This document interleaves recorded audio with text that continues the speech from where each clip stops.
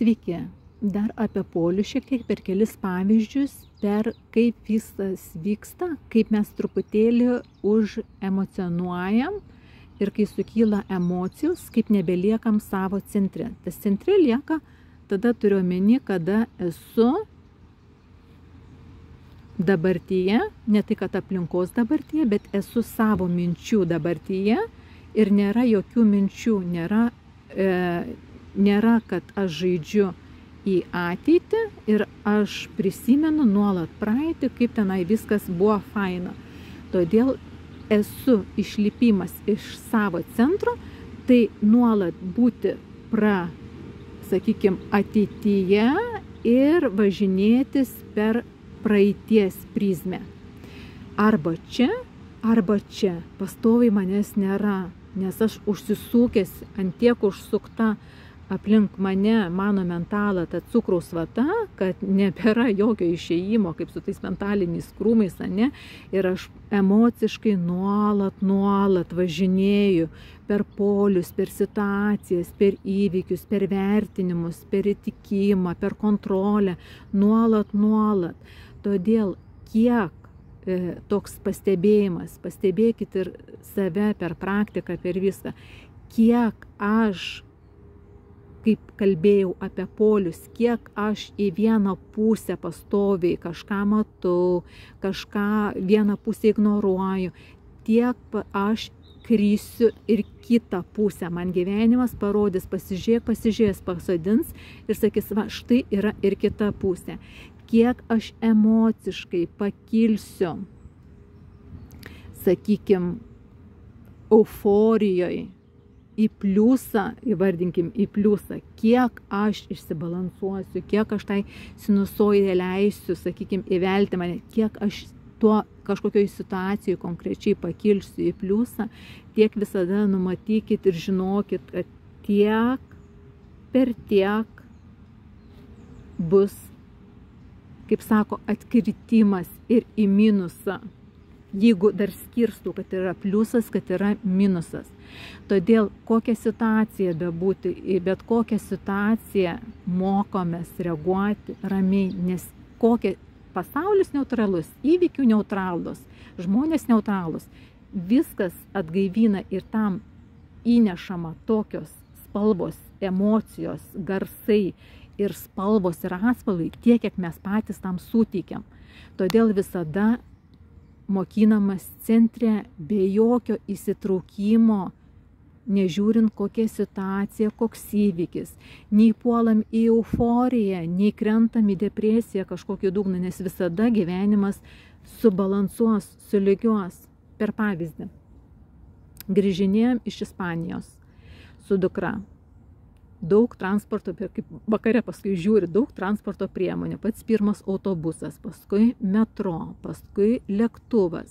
Paskui iš lėktuvo išlipam, žiūrim, kad galim spėti į autobusą, kuris važiuoja į mūsų miestą. Įmam taksi, spėjam.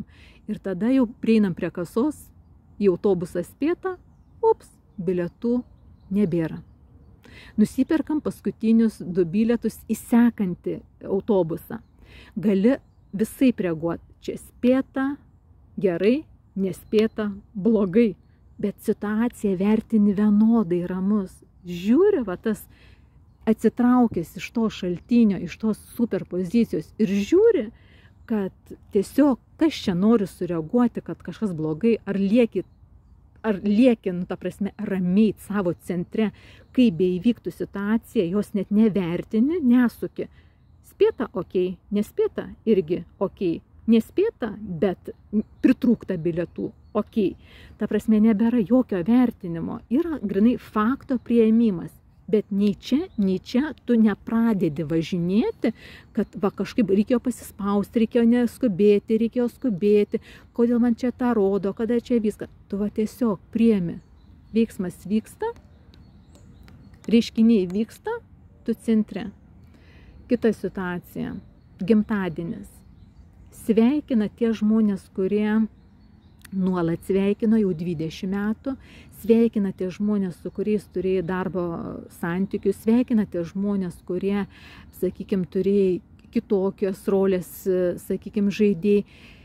Sveikina žmonės kelis metus nesveikinę ir vėl pradėjo sveikinti. Nesveikina tie žmonės, kurie klausė, kada tavo gimtadienis ir nesveikina. Vėl galima įvairiai traktuoti, ar ne? Pamiršo, nebrangi, nevertina, ten sakykim, dar kažkaip. Bet koks skirtumas? Ar sveikino, ar nesveikino, tavo emocinė būsena ir jokie hormonai nesukyla, ta prasme, nėra kažkokio psicholaukas neįsiaudrino, vertinimų skalė neįsijungė, kaip taip galėjo, ar tenai vėl nepradėti krystis, kokį turėjai ryšį su vienu ar kitumi žmogumi, kokie buvo lūkesčiai, tiesiog pasveikino, okei, nepasveikino irgi okei. Tai vyksta visiškai natūraliai, ramiai, nežiūrint, ar tas polius prasižaidė, suprantat?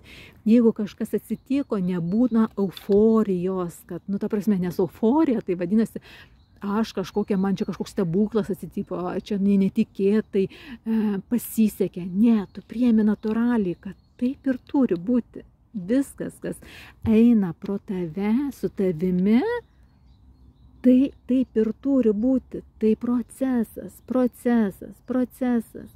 Ir todėl ar tas tiesiog be jokio apibrėžimo, be jokio vertinimo, be jokio padėjimo į vieną ar kitą pusę, taip yra. Va taip yra.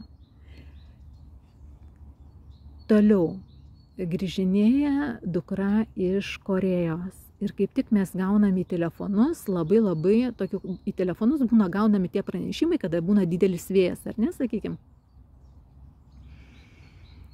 Ir galima dabar čia pradėti jaudintis, galima pradėti kažkaip galvoti, nes jinai per kelis persėdimus, tas laiko tarpas labai virš paros laiko, tas kelionė namo ilga. Ir tu gali visaip užsidėti tą rūpestingumo, mamos kaukę, įsijausti į rolę ir dabar, kurioj vietoj ką tu gali sukontroliuoti. Tiesiog tu lieki centre, tu supranti, kad filmas jau yra nufilmuotas, jisai vyksta ir jisai vyksta taip, kaip turi vykti.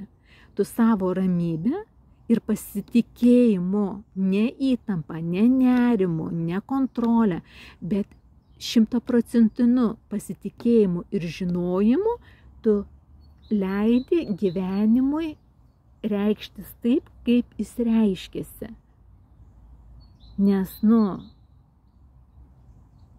turim suvokti, kad kuo didesnis, kuo ypatingesnis, kuo jautresnis, kuo tampresnis ir gilesnis susitapatinimas su bet kokia rolė, tuo daugiau griauna lūkesčių, duoda kančios, skausmo ir tik tai nepastebim, kad visą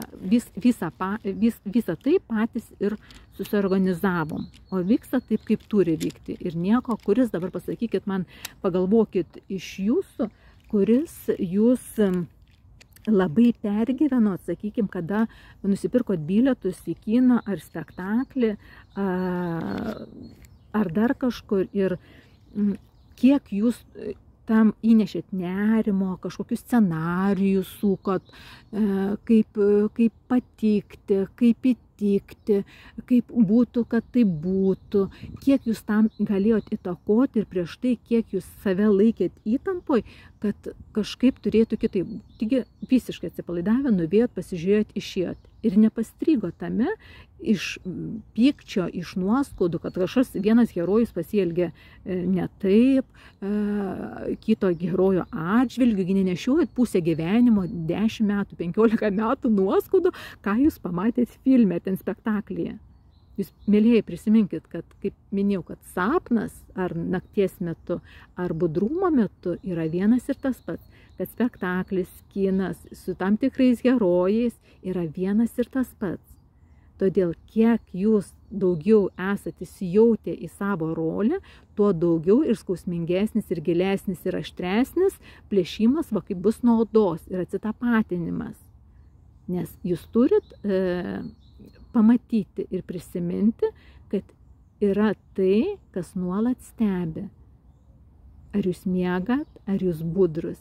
Lieka tai, kas yra niekada nepajudinama, niekada nepažeidžiama, niekada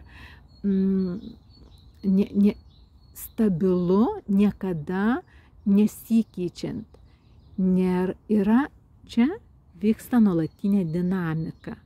Čia nuolatinė dinamika. Ir žmogus bando vis nuolat užsikabinti, slysta. Todėl nebežaiskim lėktuvo sparnais, būkim savo centre, savo vietoje ir liūdėjime, kad viskas iš tos tuštumos ateina ir dingsta. Viskas tik filmas, tik situacijos, tik personažai, tik kaukės ir rolės. Nebedėkim naujų kaukių, atsitapatinam, atsitraukiam ir stebim, leidžiam viskam būti ir vykti. Visai su meile, iš meilės. Ir ta jėga jinai vienodai suteikiama, ir yra jėga. Ar tu vieną polių pripildysi, ar kitą polių pripildysi, kol nematysi pilnatvės abiejose, nesujungsi abiejų polių kaip vyro ir moters, kaip dienos ir nakties, nes vienu metu viskas būna. Viskas. Jūs dabar raskit bent vieną reiškinį, kur vienu metu nebūtų. Kad dabar pas mane diena, o kažkur nėra nakties. Kad kažkur nėra gimimo, o tik yra mirtis. Ir kai mano vaikas buvo išvažiavęs į Korėją, pas mane dar ne jos gimtadienis, pas ją jau jos gimtadienis. Tai kaip čia yra? Todėl per paprastumą, per impulsą, per tokią kibirkštį leiskim netrukdant gyvenimui gyventi patį save.